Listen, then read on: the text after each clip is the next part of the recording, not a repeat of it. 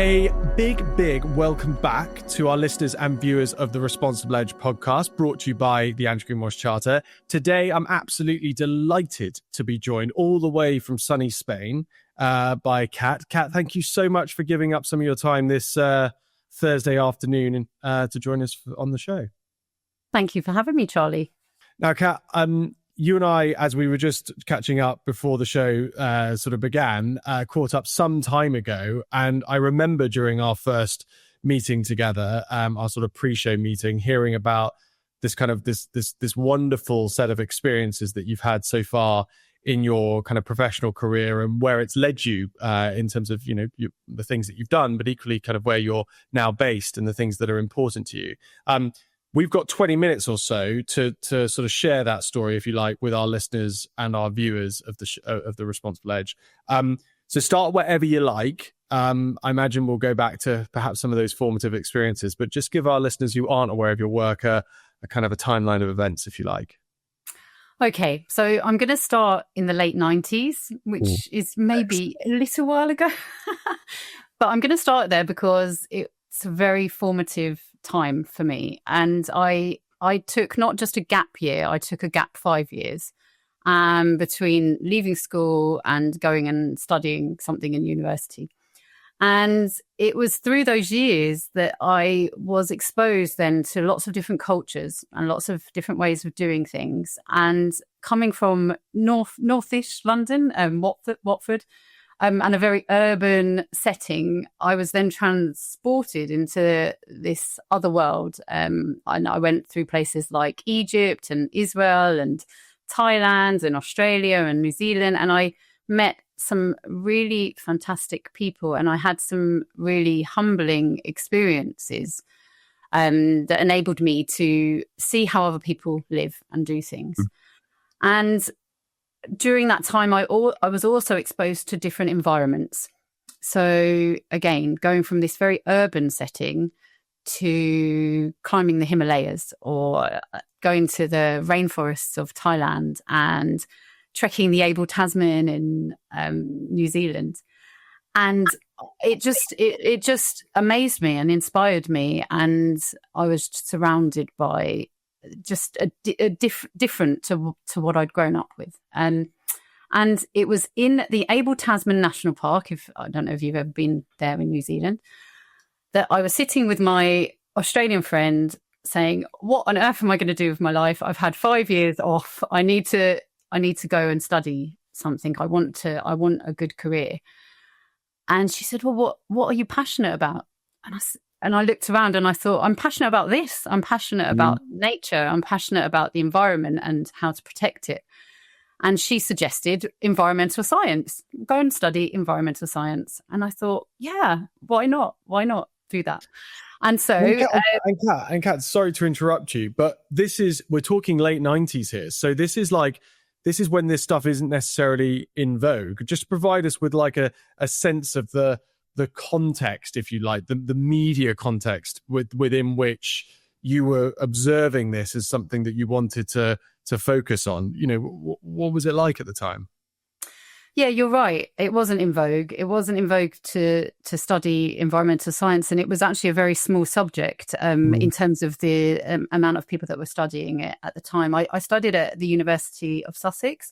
So I went back after those travels, and also appreciate that in the late 90s, the world was very different and you could disappear a little bit more. You weren't so connected with everything. And so when I was in these places, like Chiang Mai in Thailand, for example, it's a very different place now to what it was then. And you were really in the middle of nature and nobody kind of knew where you were. And it was just very different. So I was exposed to all of that. But then, yes, I came back and did and got into that degree. And I think there was, less than 20 people on that degree. Wow. And that wouldn't be the case now, I don't think. But that degree was fascinating. I thoroughly enjoyed it. And I actually remember sitting in the lecture theatre and learning about climate change and climate science. And we had a great lecturer, and I remember him talking about the 400 parts per million, and that this was a tipping point for us. And if we reach that amount of carbon dioxide in the atmosphere, it's a tipping point. Things will start changing. And we weren't there yet. We weren't at 400 parts per million then. And I remember thinking and feeling, having found this out and knowing this, that I had a responsibility to do something about that. Yeah. And I do remember when we passed 400 parts per million, and it was quite, sobering, to be honest, because there was always this hope, I think, back then that we would never get there. And I also took a minor in development studies, which is that sort of cultural anthropological, can't say that properly, part of it, anthropological, in that we learn about the IMF, the World Bank, and how countries are sort of funded and given breaks to protect the environment, but also people as well. So it was an actual very ESG based degree without ESG even being a term, at the time. And so when I left, and I left that degree, I went straight into work in environmental consultancy, and I soon moved into the area of carbon reduction because of this background. I really felt like I wanted to do something. And it just so happened that I sort of fell into the built environment. So buildings and how buildings work and how you can reduce the energy consumption in buildings and therefore the carbon emissions of them. And I actually studied and became a chartered energy engineer through that time while I was working in that area, and became a sort of, I suppose, a specialist in carbon for buildings and energy management for buildings. And then I did that for a number of organizations, from large investment banks like Barclays through to HP, like working in Silicon Valley, lots of different organizations through consultancy. And then I became a global lead for energy and sustainability for a global facilities management company, ISS, and they're a very large global organization. And I got to work with different countries again. I got to work in India again. I got to work in Switzerland, in different places around the world, working with the local teams for that organization to drive energy and sustainability services. And so that element of the job was really fascinating, to be able to work with lots of cultures again. And Kat, just on that point, just taking you back to your moment with your Australian friend those years ago when you're thinking, what am I going to do with my career?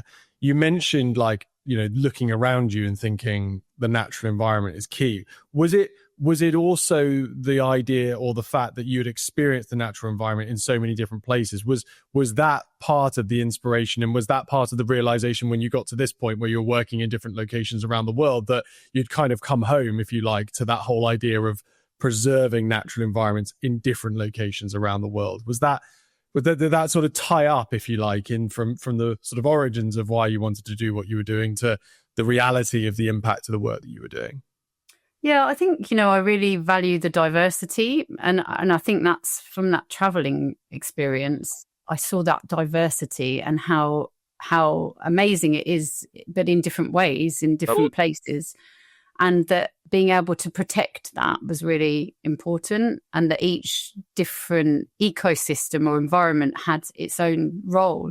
When you look at carbon sequestration, like when you look at storing carbon, it can be mangroves, it can be soil, it can be trees, it can be, and each of these different environments have their place. And I suppose when I traveled, I was just in awe of it and thinking, wow, knowing that there were some problems, but again, it wasn't so in vogue. There was talk of, climate change, but it wasn't so, topical.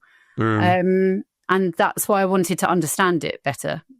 Because I felt a massive respect for it, and I was interested in it, and that's why I wanted to understand the science behind it.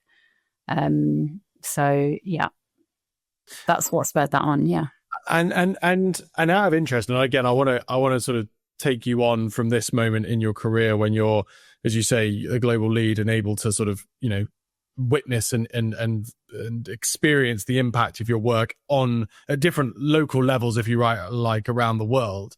But just if you reflect upon that 20-something-year-old you sat there with your Australian friend thinking about what they wanted to do in their career, what was the experience like having got to this point? Did you reflect at all on, what the 20-something-year-old would have thought of what you had done so far? And if so, what was the sort of report card, if you like, on what you'd achieved up to that point?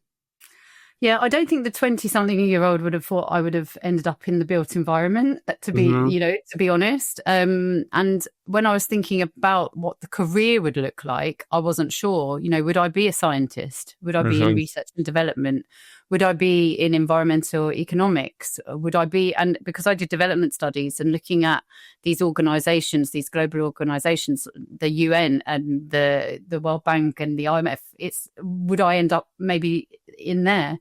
And the sky's the limit, isn't it, when you start, university, and then you kind of fine tune sort of where you end up and what interests you, and also where the work is, right? When you come out of university, I was sort of taken up by an environmental consultancy, and that's just where I had my exposure then to the corporate world and to the working world. Before that, I'd always done jobs that just helped me get around the world, like waitressing and working in shops and just different things to get me around the world to finance my trips. And then when I then had my degree, I could go into that professional space instead. So you're now working now. Sorry, I'm jumping you around a little bit here, Kat. So I hope I'm not discombobulating you at all with this. But you're now the global lead working in facilities management. You're witnessing the impact of what you're doing on a kind of a local level in different parts of the world. What happens next? So I did that role for a number of years, and then I decided to take time off to be a parent. And so I took a year out when I became a mum. But just before I took that year out, I did a permaculture design course, which I don't know how much you know about permaculture, but it's like you do a 72-hour course, and again, it sort of changed my perspective on things. And I think it took me away from the built environment back into the not built environment, the natural environment. And it just changed the way I sort of looked at things and thought about things. And actually I felt like I needed a little bit of a break from that corporate world at that point in my life. And so I focused on being a mum. And then when I went back after a year, I decided that I would just start my own business and do it my way. And so I started going freelance, and I have been freelance ever since. And that was in 2019. So I've been freelance since then, working with different organizations, but having a bit more of a choice about the organizations that I work with. Two questions on that front. First one, again, when you think about your younger self, was the goal or intention, do you think, always to ultimately have the autonomy to be running your own thing? Or do you, again, is that just been a sort of a happening of circumstance? I don't think my younger self would have thought that I could do that. And actually it was quite scary to do that. But I think going on your own is easier when you've built up a network and when you've cut your teeth really in an organization or several organizations, because you understand how organizations work. So I don't think I would have, I don't think I thought that. No, I don't think I thought about doing it on my own back then. And a second question, was there anything about moving into the kind of freelance world and running your own gig, if you like, that surprised you, that you weren't expecting when you made that decision?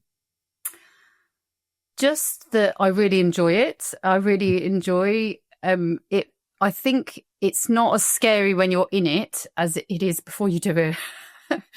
That surprised me, that when you start, things come, and it is that feast or famine thing sometimes where you sort of worry, I haven't got enough coming up, and then all of a sudden you've got too much. So there is, I enjoy it more than I even thought I would. I thought it would be harder, but I love being able to work with organizations that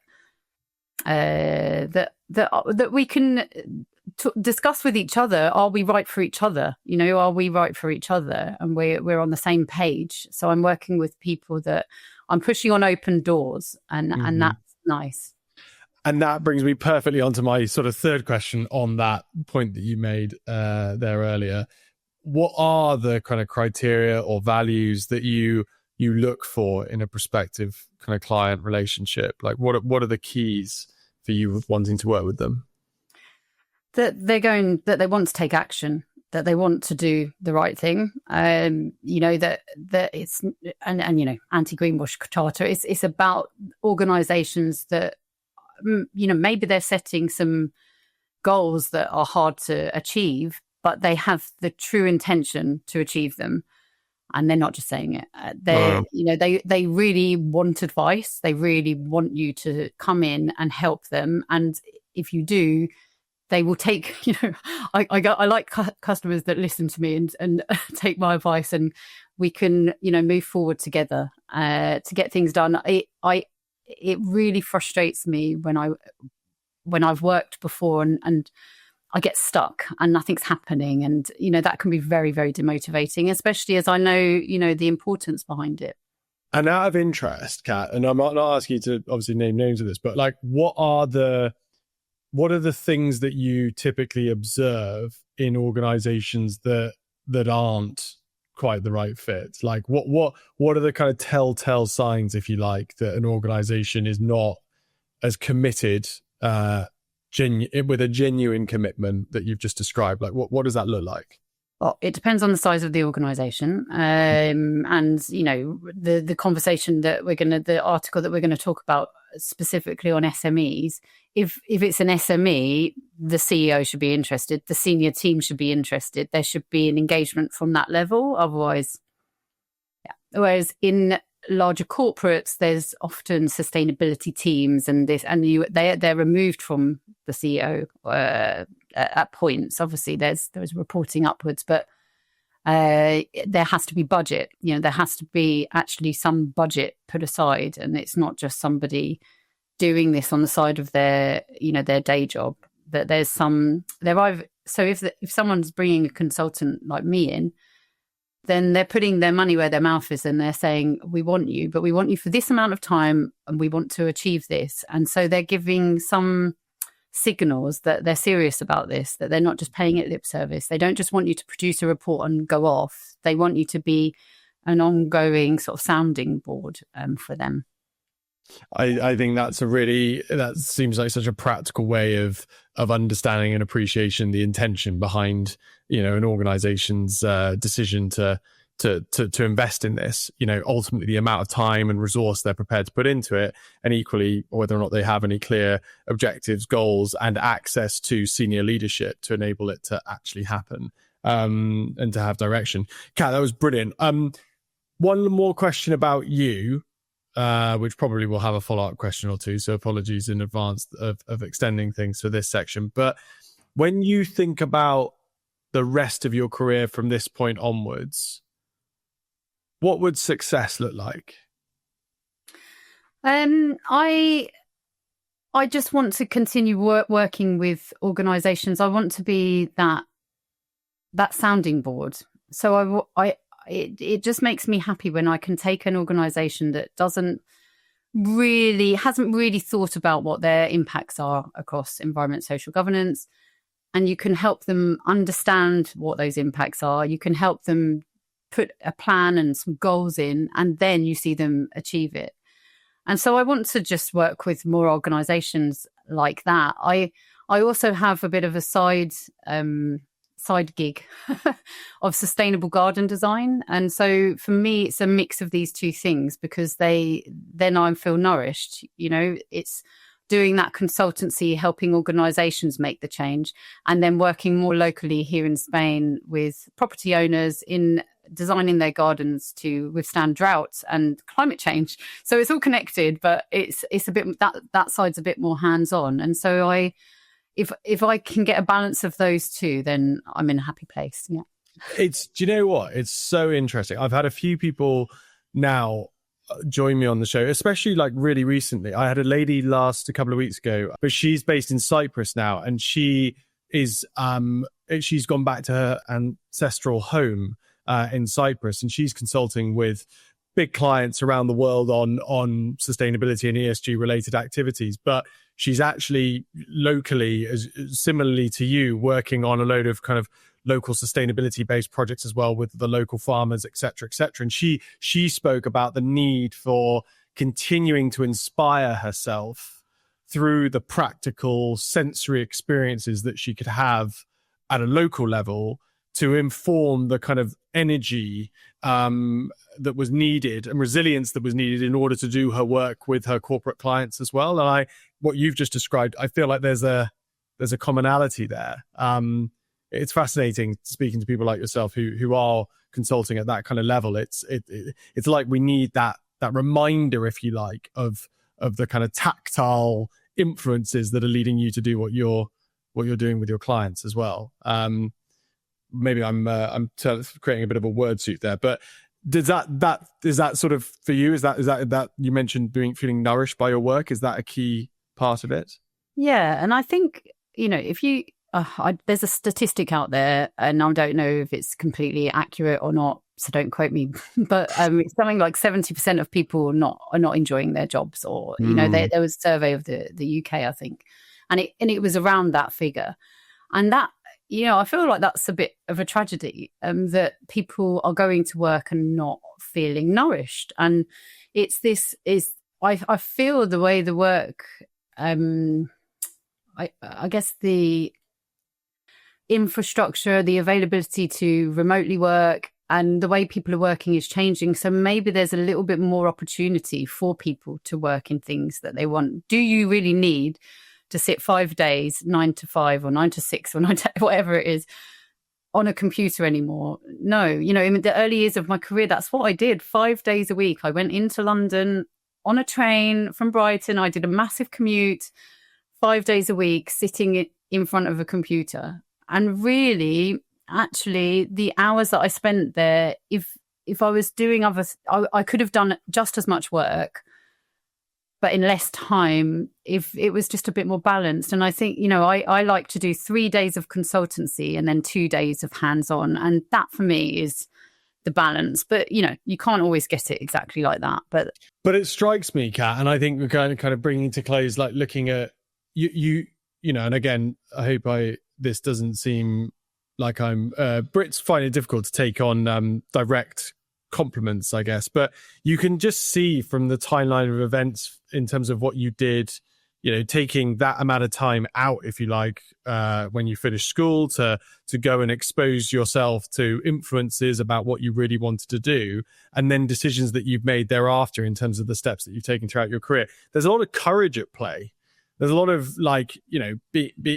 taking difficult decisions, not following the traditional path, if you like, and that led you to do the degree that you did, which was, as you say, 20 odd people on there. It's you were focusing on your path that was as I say, not particularly well trodden. I think that is the kind of sort of attitude for any young people that are listening into our show today, that being courageous like that and following your interests and your passions and your enthusiasms will lead you more likely to a professional life that is nourishing and that it is satisfying to you. So would that be a kind of a little bit of advice, do you think, out there for young people listening in, to say, be courageous if you can? Yeah, absolutely. And, quoting one of the CEOs I work with, there's no growth in the comfort zone. And it's so true. You have to get out of that comfort zone because you don't grow there. You have to do things that make you feel a little bit uncomfortable. And the scariest and bravest thing I've ever done was actually to move to Spain with a 4-year-old and my husband, and just completely uproot our whole lives. And we came here 3 years ago. And to be honest, the first 6 months, I just thought, what on earth have we done? Like, let's go back. We were all so in limbo. And then it settled. And now I wake up, I look at the mountain, and then I go down the bit, and I just say, oh, but it didn't just happen. We made it happen, and we were, it is something that I do say. I was brave. My husband was brave, but you don't get anywhere if you just sit in the comfort zone. I love it. I always think it's useful for our shows to kind of, I guess, include, call to arms, if you like. And I think if we can encourage any of our younger listeners to sort of seek discomfort in many ways and be courageous with their decision making around the early parts of their career, I think that's a really good outcome. Kat, can we now move forward onto this week's article? I think it was a piece by Justin Warland, if I've got his name right. Justin, apologies if I've got your name wrong there.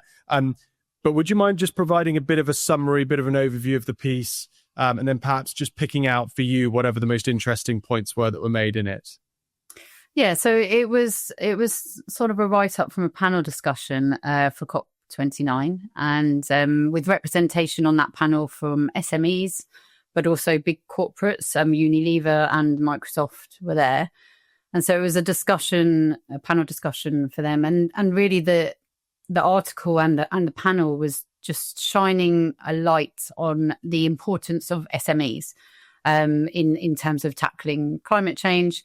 And there was just some, different opinions, from Unilever. The lady at Unilever was talking about how they have big ambitions, but they cannot achieve those without their supply chain, without, And so that's what, in a nutshell, that's what the article was about. And I completely agree, because each small business is part of a bigger business, right? And so, and as I was saying before, I enjoy working with SMEs, and they are much more agile than the big corporates. And so I started off in the big corporate world, and I moved now to SMEs. And I find working with SMEs, you get more things done because they're much closer to their people.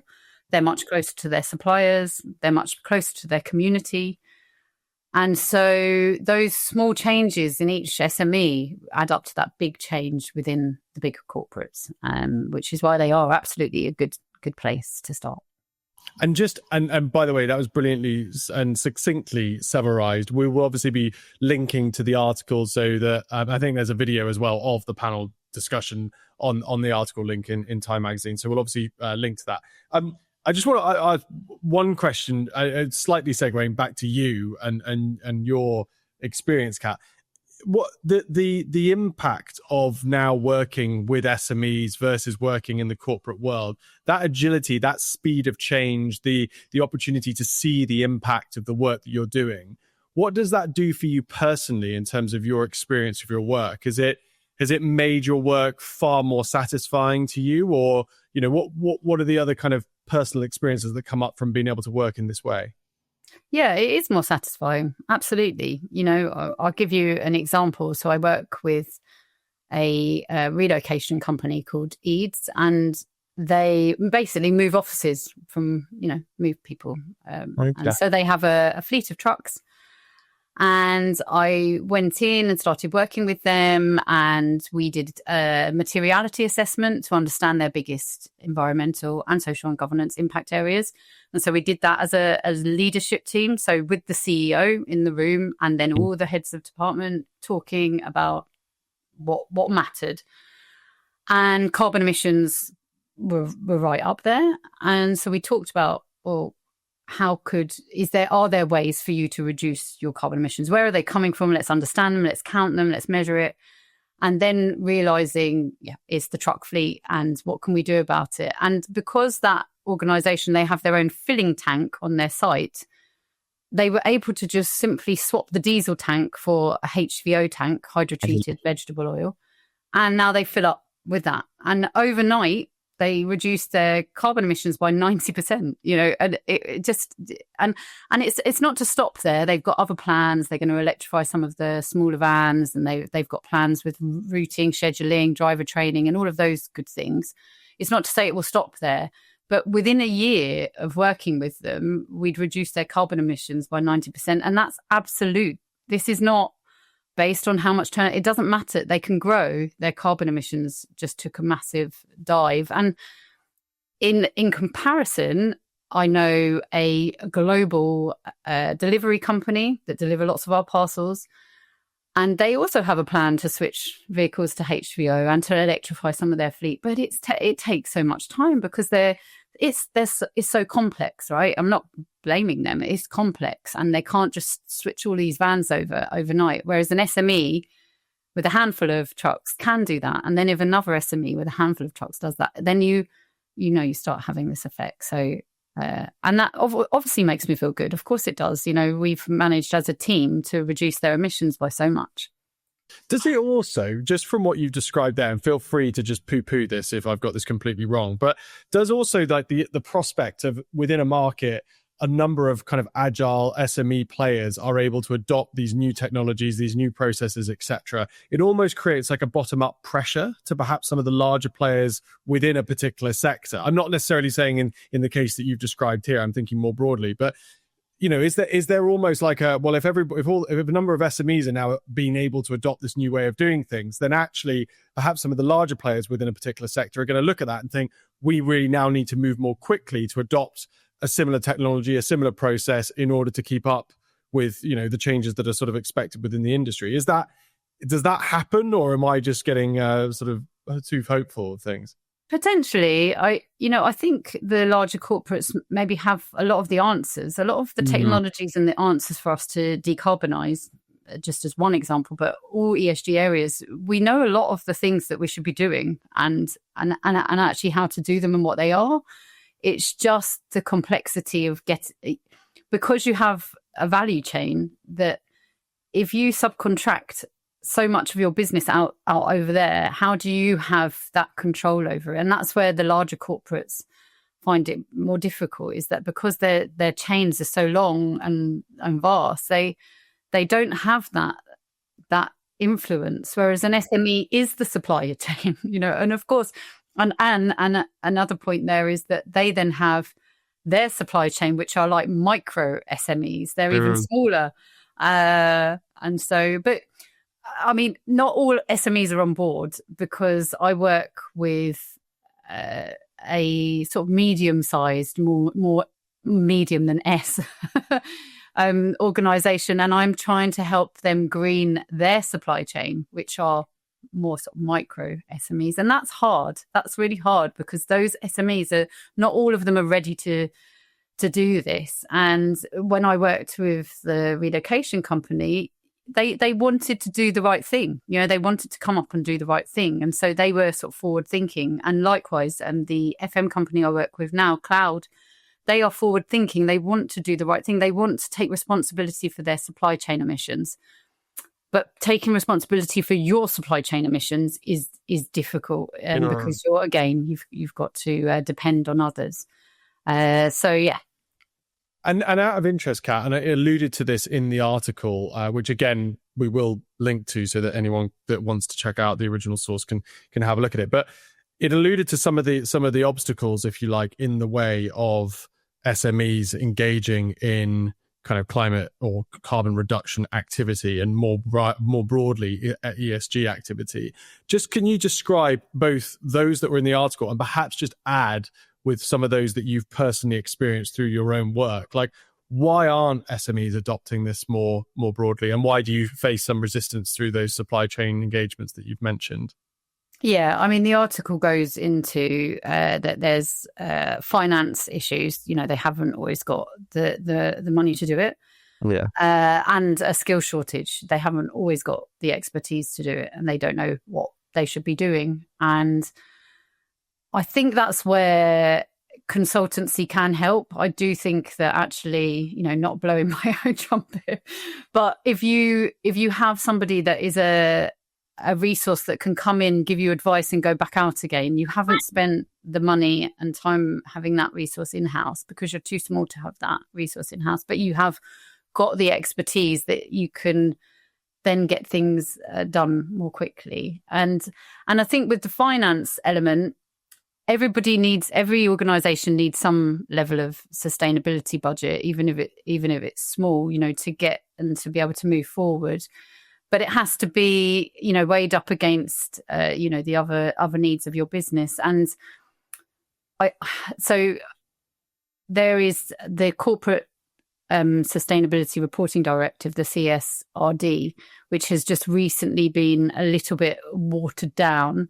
But basically, that is a standardized way to report on sustainability. And it's now, the irony is that they're watering it down to remove the need for SMEs to report under it. Whereas actually, it's the SMEs that need it most, because if an SME understands impacts and they understand how different elements will impact environment, social, but also financial risk and opportunity, then they know where to focus. Then they know, this is the important bit. I don't need to do all of that. I need to do these things because these are important. So the double materiality assessment, which is part of the CSRD, is a fantastic tool for SMEs, yet it's not required for SMEs. And that's a bit frustrating, but you can still do it, of course, voluntarily. And that, I think that's where SMEs need to, so they need to understand where their risks and opportunities are, because actually that's going to help their business grow. But they don't all think like that. They're in the weeds. They're thinking day to day, and it's not that long-term sort of vision. And is that why, in your mind, the CSRD was watered down in terms of its application to SMEs, because there was the argument that this was more monitoring, more reporting, etc., that SMEs do not have the time, they do not have the resource, they need to crack on doing being the businesses that they are, and that this is sort of an additional extra that doesn't need to be put on their plate. Is that the justification for the watering down, do you think? Yeah, it's to make them more competitive. And I don't, but I don't think it does do that. Because you can simplify the requirements. You can simplify a double materiality assessment. You can either go into it and do all 90 subtopics and, get lost in all of these topics and assess them all and get loads of different stakeholder surveys and all sorts. Or you can just do the top, I think it's 12 topics, and say, right, how are we doing? What do we know about these things? Are there any risks in any of these? Let's map them out, and let's ask a few of our stakeholders. Let's ask a few of our customers. Let's ask a few of our employees. It doesn't have to be really, really big and complex for SMEs. And that's it just goes back to the fact that they are it's simpler to get to the bottom of what's going on in an SME and to bring out the impact areas and to make them better, to improve on them. So, and my experience of working with SMEs, Cloud, where I work now, who I work with now, coming in and reviewing, what are we doing in environment? What are we doing in social? What are we doing in governance? We found some areas that they were doing really well, but not telling anyone about. So let's shout about those things. But actually, here's some areas that we can improve. And over the years, those things have all improved. And, going back to your comment earlier, yes, it makes me feel good because I can see progress and I can see change in an organization.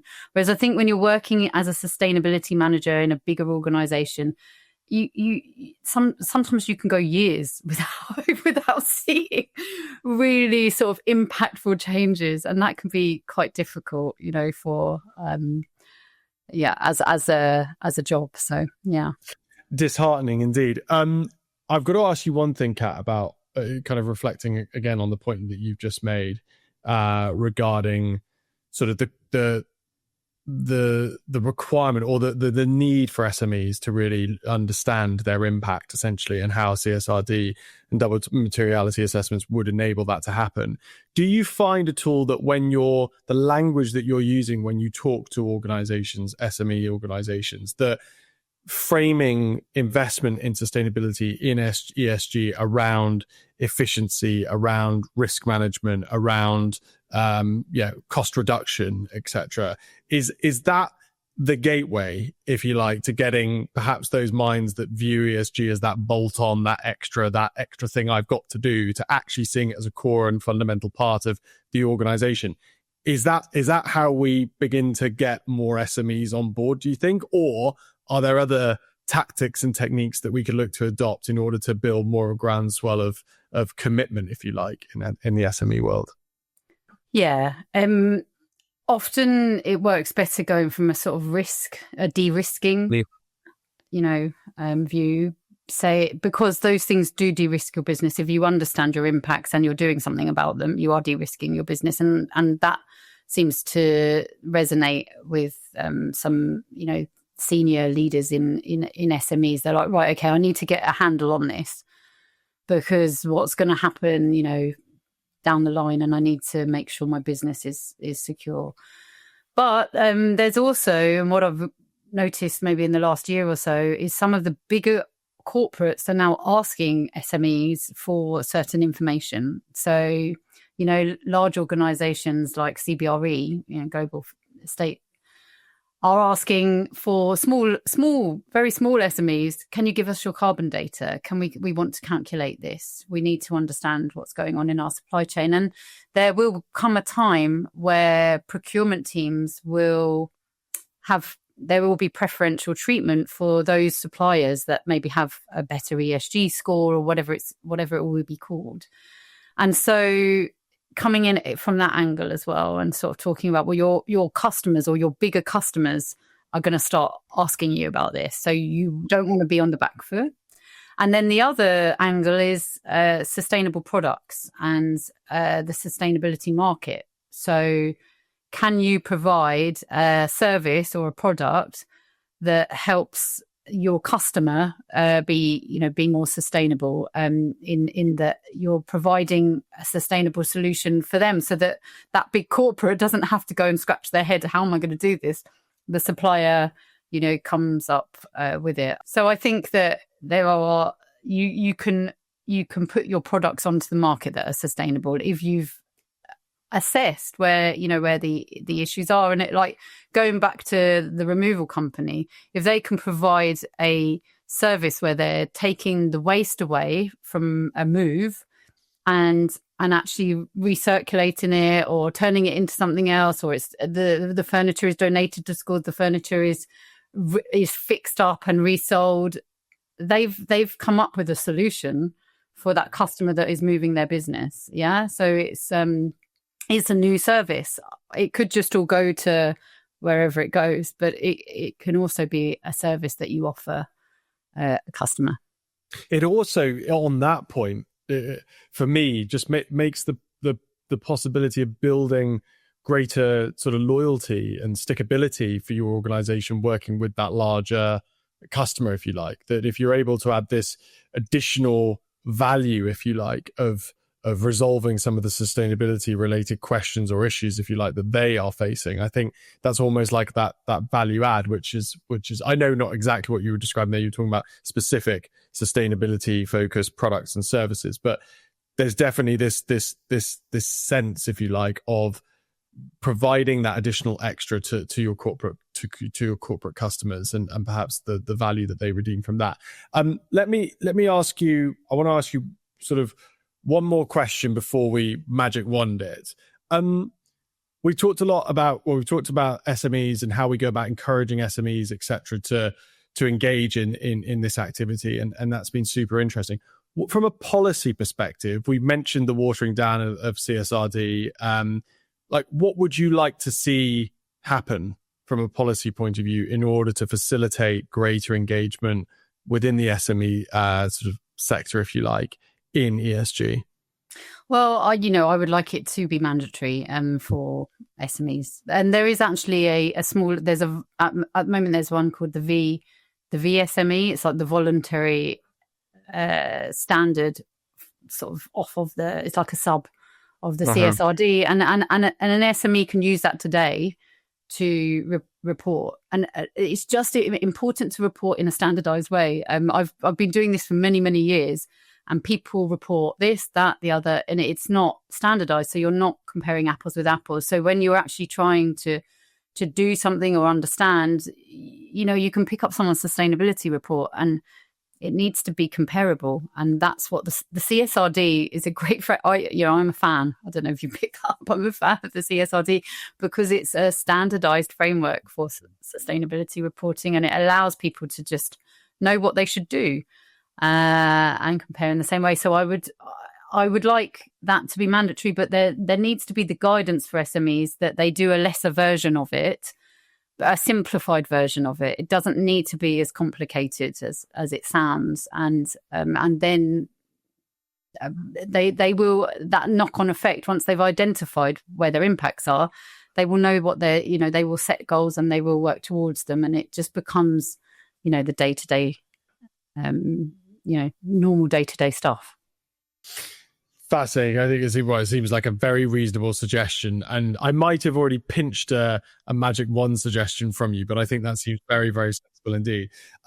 Kat, it's absolutely flown by, as you can see. So, but with my producer's ear, the words in my ear slightly on trying to stick to timings as much as I possibly can, I'm going to curtail things slightly and now conclude with the magic wand question. So, Kat, if I was to hand you a magic wand and you could change one thing about the commercial world this instant, what would that one thing be?